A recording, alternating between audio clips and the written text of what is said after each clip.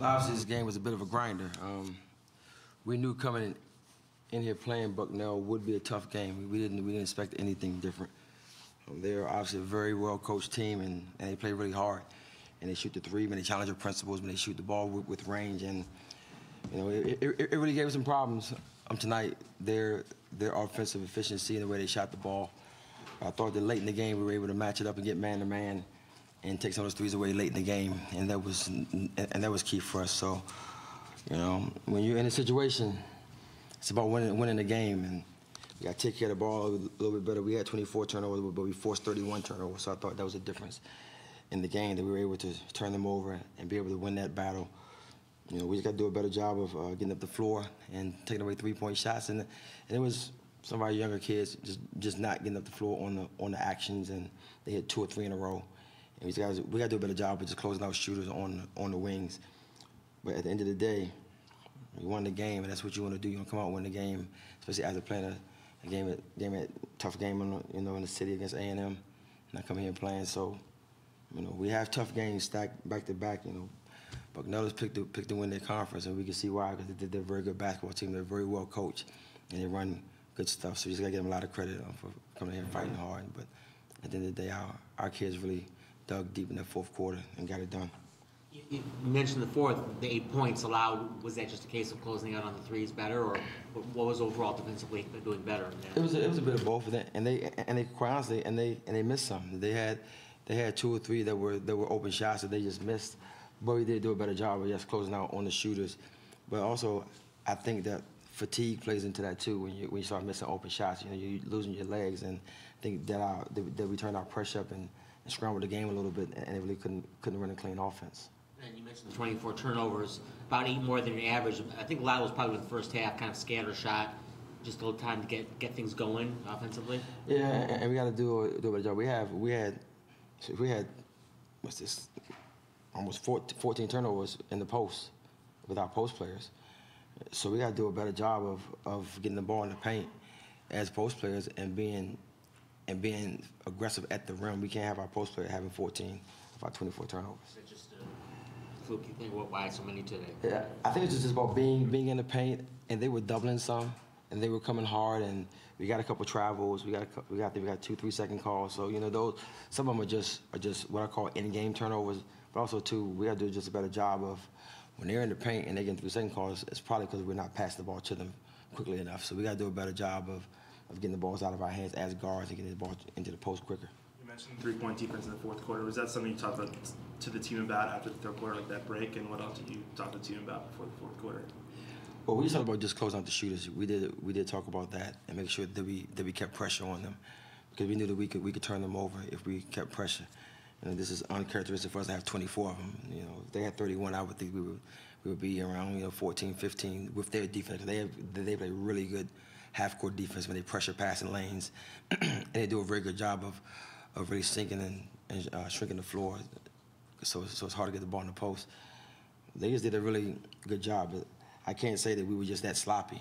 I got to give the defense a lot of credit for really making this game difficult for us. Obviously, Maya had some troubles with turnovers today. You talked about that, but what did you think of her play offensively as a whole? She's become one of the leading scorers for you guys this season. Well, she's very tough when we can get her at the rim and get her posting hard at the rim, and that's the most important thing for us, to try to get her deep post catches at the midline. And when she ducks in there and she catches it, she's very effective. So we have to continue to play that way and try to get the ball inside to her and get her to get the ball up on the glass for us. Obviously, MP just played briefly today, but she did make her debut for you guys. She scored a couple points. Like, what did you see just like with her, just that brief stint in the game today? Her athleticism. She's a big wing guard that can do some things at the rim.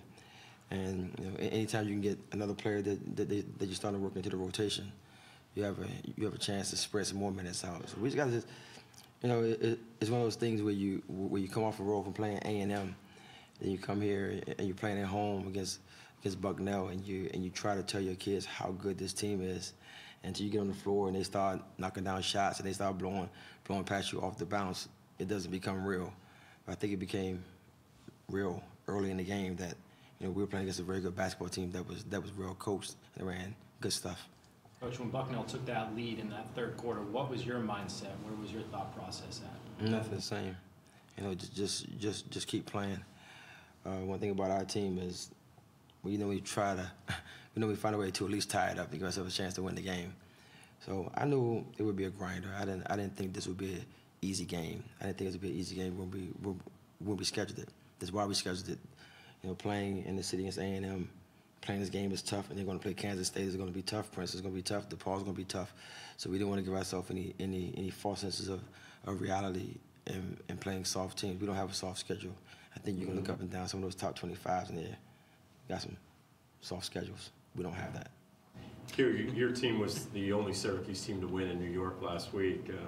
But how surprising is that, knowing that? I mean, I'm sure obviously you were watching the men's games and the football team.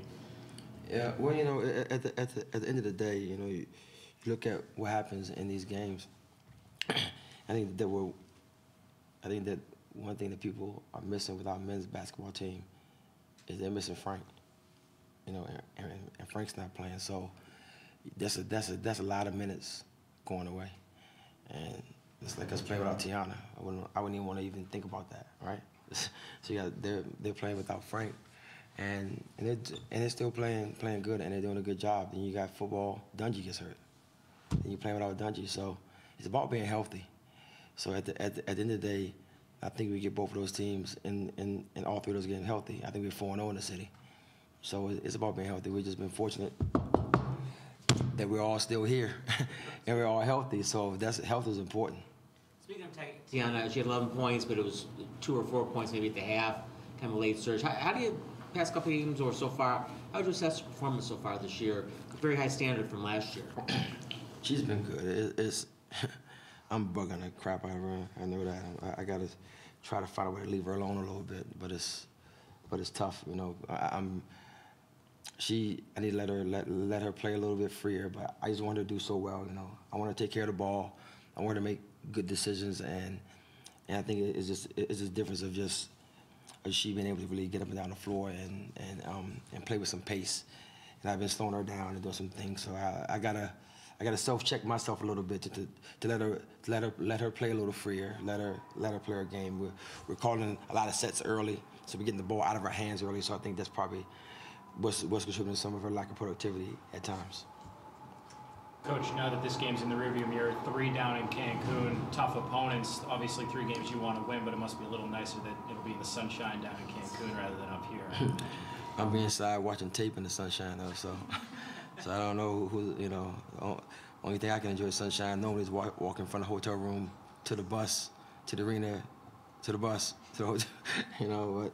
But at the end of the day, we go to these tournaments to play against tough competition. The sun doesn't hurt, trust me. But we definitely, you know, we go to these tournaments to chase competition. And that's what we're doing. You know, we're chasing RPI games and we're chasing competition.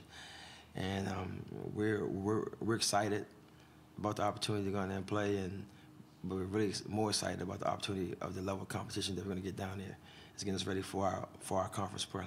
When you left the court, it looked like it could have been bad. She went off, she was helped off, you know, halftime, came back.